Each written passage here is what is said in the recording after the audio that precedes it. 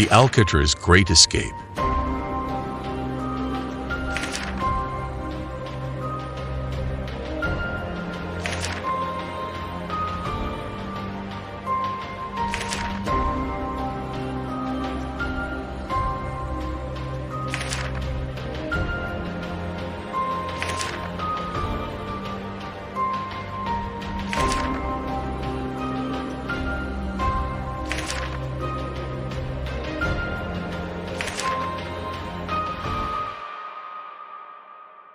On the night of 11th June 1962, 3 hardened convicts broke out of the maximum security prison on Alcatraz Island and escaped in a boat they'd made from stolen raincoats.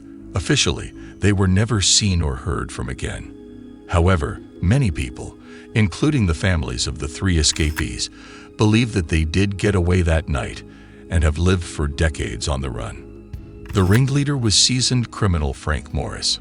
Frank had been abandoned by his parents at the age of 11. By the age of 13, he'd already racked up his first criminal conviction.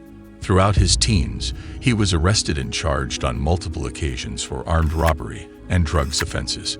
In and out of correctional facilities throughout his youth, Frank was serving a 10-year sentence for a bank robbery at the time of the escape. Frank's accomplices were the Anglin brothers, John and Clarence, and Alan West. The Anglins came from a large family of seasonal agricultural workers who traveled up and down the country picking fruit and vegetables. Dirt poor, the 2 brothers turned to crime at an early age, first being caught for breaking into a service station at just 14. They started robbing banks and other businesses after their first brush with the law. They were both sentenced to 35 years after being convicted of robbing the Columbia Savings Bank in Columbia, Alabama. After repeated escape attempts from Atlanta Penitentiary, the pair were transferred to Alcatraz in 1960. Alan West made up the last member of the escape party, a serial offender. Alan had been arrested over 20 times before finally being imprisoned for car theft in 1955.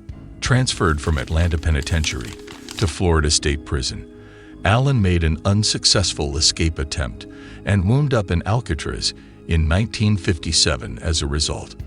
By the time they were all incarcerated in Alcatraz, the 4 men knew each other well, having all served time with each other on several occasions in other prisons.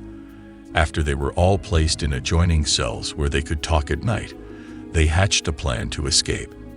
Under the leadership of Morris, the 4 men planned to tunnel through the walls of their cells, build a raft, and escape the island by sea.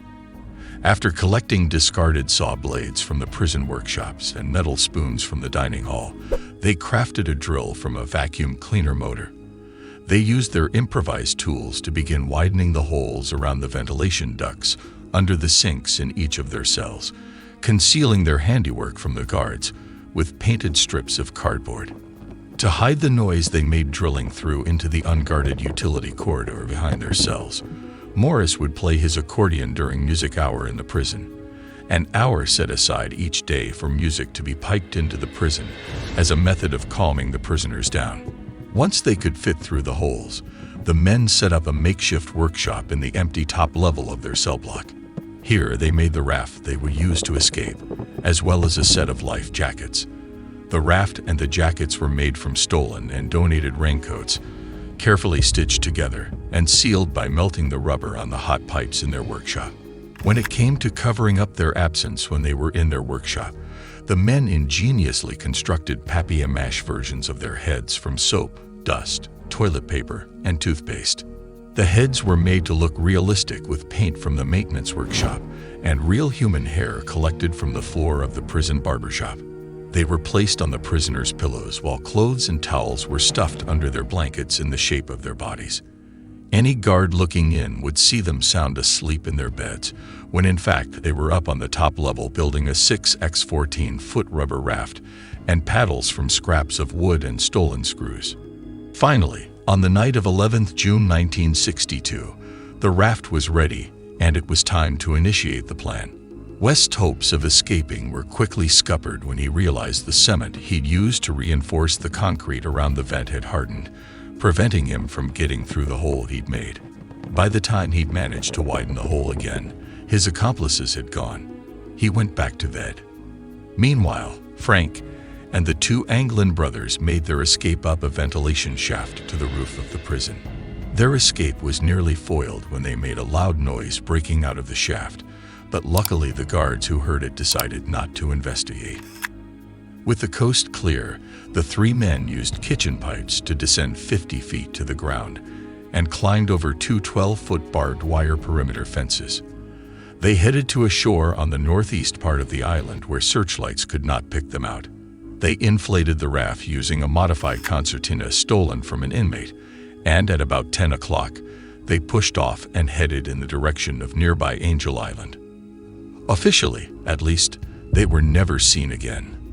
The alarm wasn't raised until the following morning when guards failed to rouse the three prisoners and entered their cells to discover the dummy heads. A huge search operation swung into action involving both civilian law enforcement and the military.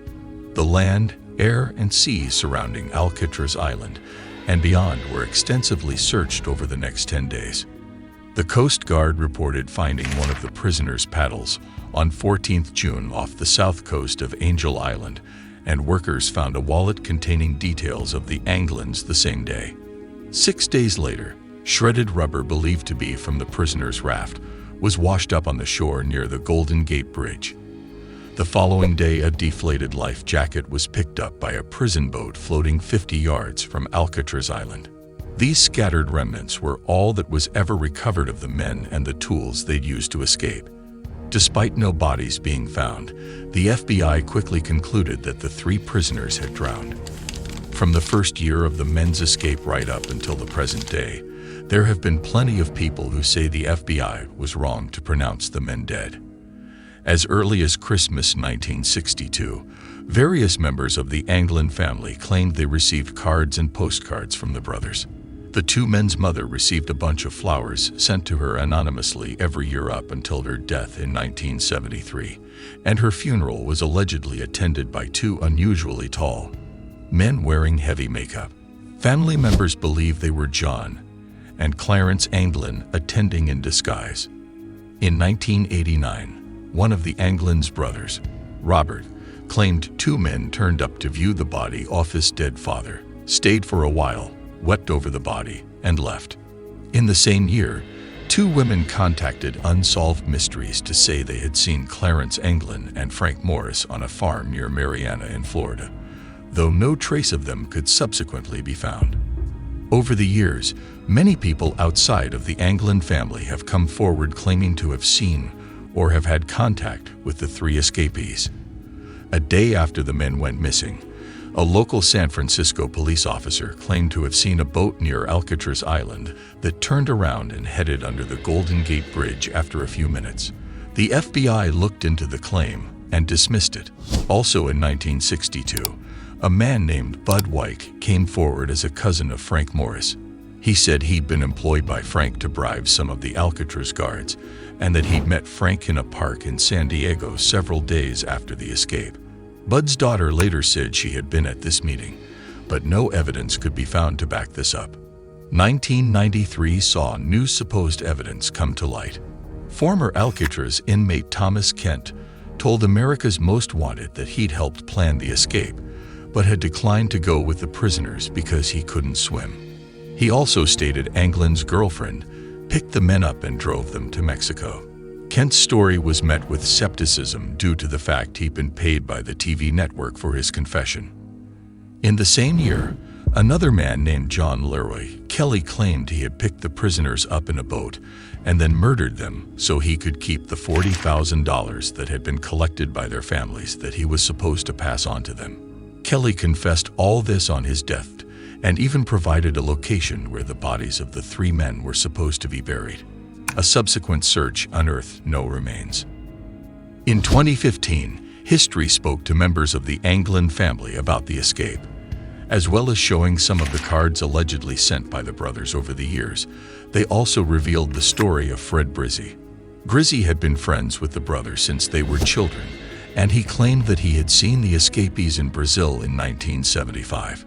Photographs were produced, supposedly of the two Anglin brothers, though identification could not be verified, as both men were wearing sunglasses and the photo was in bad condition. Finally, in 2018, the FBI confirmed that they had received a letter, allegedly written by John Anglin.